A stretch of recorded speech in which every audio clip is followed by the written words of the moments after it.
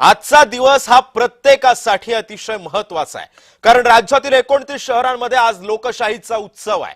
काही वेळातच 29 महानगरपालिकांसाठी मतदानाला सुरुवात होईल। मुंबई, ठाणे, पुणे, पिंपरी चिंचवड, नाशिक, छत्रपती संभाजीनगर, नागपूर, कोल्हापूर, नवी मुंबई, मीरा भाईंदर, वसई विरार, कल्याण, डोंबिवली, सोलापूर, अहिल्यानगर आणि धुळ्यासह अनेक शहरांमध्ये मतदार आपला मतदानाचा हक्क बजावणार आहे। काही महानगरपालिका क्षेत्रांमध्ये तर तब्बल 10 वर्षांनी निवडणूक होतीये, तर मुंबईमध्ये शेवटची मनपा निवडणूक 2017 साली झाली होती। त्यानंतर 2020 मध्ये कोविड आल्यानं एक करून सर्वच महानगरपालिकांच्या निवडणुका रखडल्या।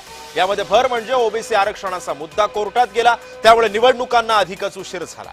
राजकीय पक्षांचा विचार केला तर भाजप आणि शिवसेना आणि राष्ट्रवादी महायुतीतल्या पक्षांची काही ठिकाणी युती तर झाली आहे, तर काही ठिकाणी ते विरोधामध्ये उभे आहेत। तर एकीकडे ठाकरे बंधू आल्यानं चुरस आणखीनच वाढली आहे, तर तसंच शरद पवारांची राष्ट्रवादी आणि काँग्रेस यांनी देखील पूर्ण जोर लावलाय। त्यामुळे आजच्या दिवशी नागरिक आपलं बहुमूल्य मत कुणाच्या पदरात पाडणार हे सुद्धा पाहणं महत्त्वाचं ठरणार आहे। आणि याचाच उलगडा उद्या म्हणजे अर्थातच शुक्रवारी होणार आहे।